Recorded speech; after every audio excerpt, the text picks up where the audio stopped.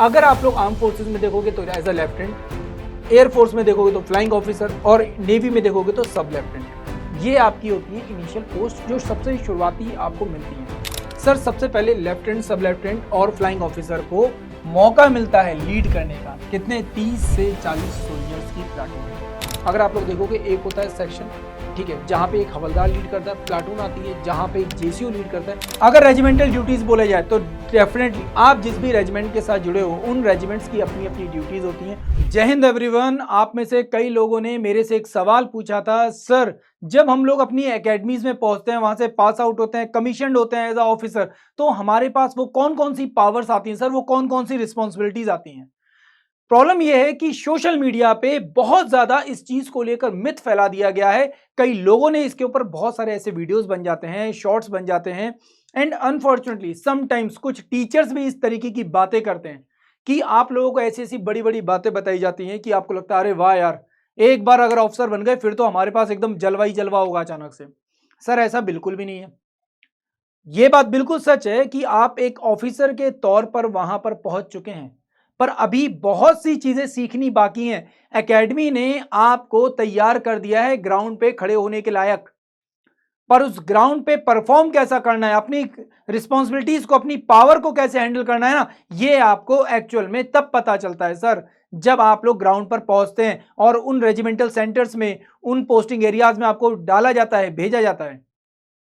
तो as a lieutenant या as a सब लेफ्टिनेंट या फिर एज अ फ्लाइंग ऑफिसर जब आप पहुंचते हैं तो क्या होता है, क्या आपके पास पावर है, क्या रिस्पॉन्सिबिलिटीज है, इसके बारे में जरा जल्दी से बात कर लेते हैं। बहुत ज्यादा इंफॉर्मेशन नहीं है, बट यस, जो चीज मैं आपको बता रहा हूं वो बहुत इंपॉर्टेंट है।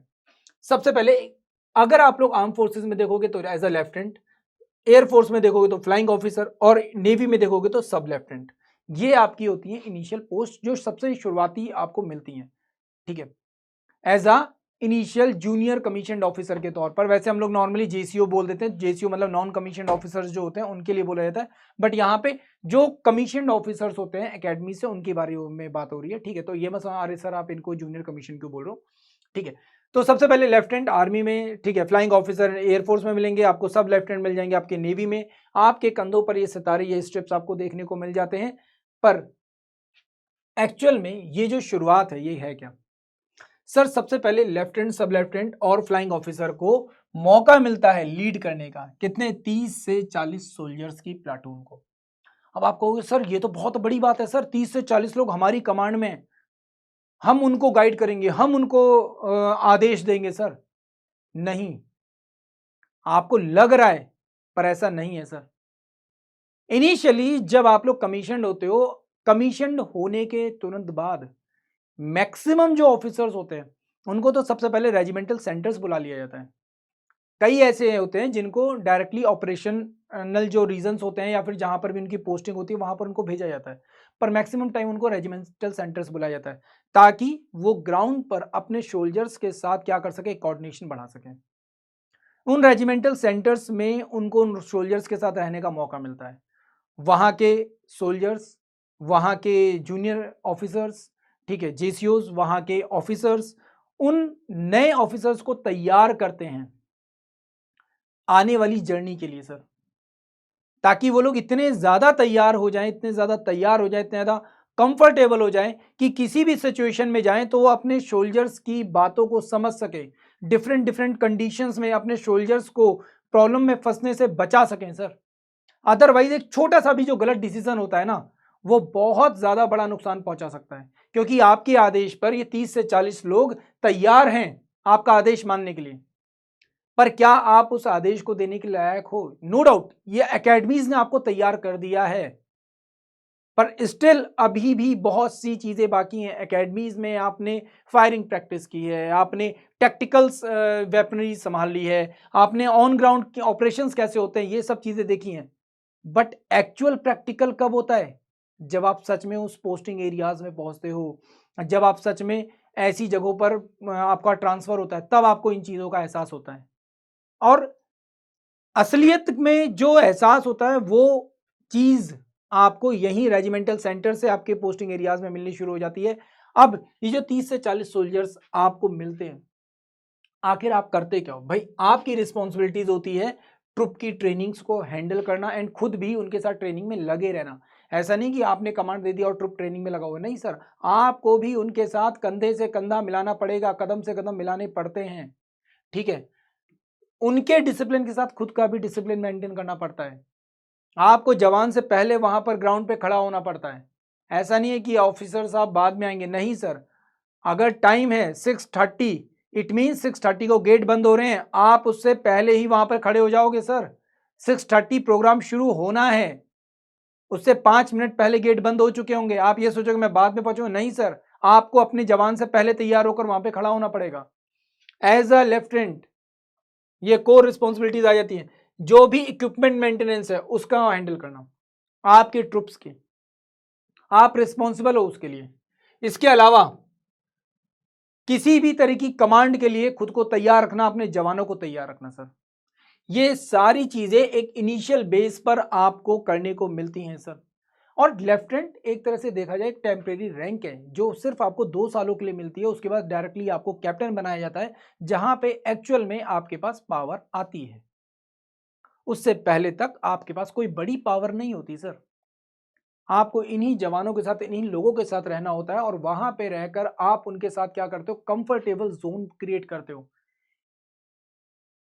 समझ में आई बात? तो ये चीज आप लोग यहां पर ध्यान रखिएगा।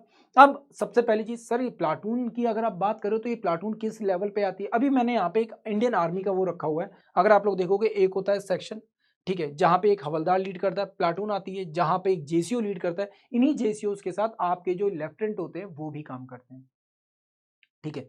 फाइनली फिर उसके बाद आती है एक कंपनी, कंपनी के बाद आती है बटालियन, देन ब्रिगेड जहां पे ब्रिगेडियर लेवल का पर्सन होगा, फिर आएगा डिवीजन जहां पे मेजर जनरल होगा, फिर आती है क्रॉप्स जहां पे लेफ्टिनेंट जनरल्स होंगे, एंड फाइनली उसके बाद क्रॉप्स के बाद आपके ट्रेनिंग कमांड्स एंड वो सब चीजें, स्टैटिक फॉर्मेशन, वो सब चलते रहते हैं।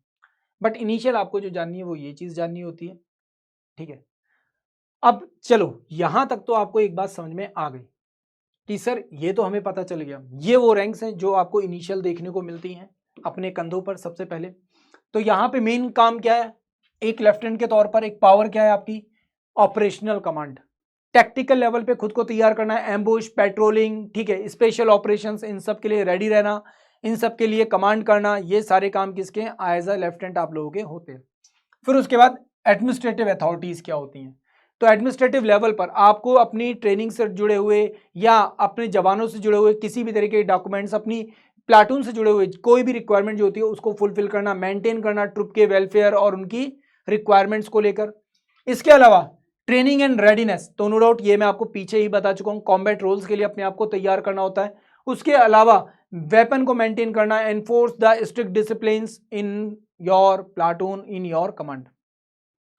फिर अगर रेजिमेंटल ड्यूटीज बोले जाए तो डेफिनेटली आप जिस भी रेजिमेंट के साथ जुड़े हो उन रेजिमेंट्स की अपनी अपनी ड्यूटीज होती हैं, उन ड्यूटीज को भी परफॉर्म करना आपका काम होता है जो भी आपको दी जाएंगी। एंड नो डाउट इनके साथ साथ एज अ लीडरशिप क्वालिटीज आपके अंदर डेवलप होती ही होती हैं। ये लीडरशिप क्वालिटीज ऐसा नहीं है कि ड्यूरिंग एसएसबी डेवलप नहीं थी या फिर ड्यूरिंग योर एकेडमी प्रोसेस जो आपका चल रहा था जब आप पास आउट हुए थे उससे पहले तक का, उसमें डेवलप नहीं हुई थी, उसमें भी डेवलप हुई थी, पर ऑन ग्राउंड इन चीजों का आना बहुत ज्यादा जरूरी होता है। तो ये वो इंपॉर्टेंट चीजें हैं जो कि आपकी as a core responsibility, core power की तरह से दिखती हैं। यहाँ पे नॉर्मली मैं बार बार रिस्पॉन्सिबिलिटी वर्ड क्यों यूज कर रहा हूँ, बात यह है कि सर हम लोग कई बार समझते हैं सर पावर का मतलब यह है कि मैं जो चाहे वो करूंगा। नहीं सर, पावर का मतलब ये नहीं होता। पावर का मतलब ही होता है कि आपके पास कौन कौन सी रिस्पॉन्सिबिलिटीज हैं, उन रिस्पॉन्सिबिलिटीज को आप कैसे हैंडल कर रहे हो। एक लेफ्टिनेंट जो इस तरह से रिस्पॉन्सिबिलिटी हैंडल कर रहा है कि वो कई सारे आतंकवादियों को ढेर कर देता है, वो ऑपरेशन लेवल पर, वो ग्राउंड पर बहुत अच्छा परफॉर्म करता है, उसकी प्लाटून बहुत अच्छा करती है, तो वहां से नजर आता है कि पावर क्या है। पावर इज नॉट लाइक कि सर मैं अपने जवानों को आदेश दूंगा, नहीं सर, पावर वो होती ही नहीं है। बात समझ में आई आप लोगों को, क्या यहाँ पर मेन चीज है। तो अगर आपको और भी किसी तरह की इंफॉर्मेशन चाहिए तो आप मेरे टेलीग्राम चैनल पे कनेक्ट कर सकते हो। एंड फाइनली जब आप एक लेफ्टिनेंट के तौर पर या सब लेफ्टिनेंट के तौर पर या फिर फ्लाइंग ऑफिसर के तौर पर खुद तैयार हो जाते हो तो आपके प्रमोशंस होते रहते हैं। एंड इन प्रमोशंस के साथ साथ different different course, different different role and responsibilities आपके पास आती हैं। उन रोल एंड रिस्पॉन्सिबिलिटीज को आपको निभाना होता है एंड तब जाकर फाइनली आपको प्रमोशंस मिलते हैं अलग अलग लेवल पर। आई विश ये चीज आप लोगों को समझ में आई होगी। किसी भी तरह का मिथ जो आपके मन में है कि हम डिफेंस में जाने के बाद बहुत ज़्यादा पावरफुल हो जाएंगे, हमारे पास बहुत ज़्यादा ताकत आ जाएगी, ठीक है। तो आपको इस चीज़ का एहसास हो चुका होगा, ये ताकत नहीं है सर, ये एक्चुअल में आपकी रिस्पॉन्सिबिलिटीज़ है जो कि आपको निभानी होती है अपने लोगों के साथ, अपने देश के साथ, अपने पद के साथ, जिस पद पर आप बैठे हो। आई विश आपको मेरी बात पसंद आई होगी। और भी इस तरह की इंफॉर्मेशन के लिए आप मेरे साथ जुड़ सकते हैं मेरे टेलीग्राम चैनल पर। तो फिलहाल मुझको दीजिए विदा। Thank you so much. जय हिंद।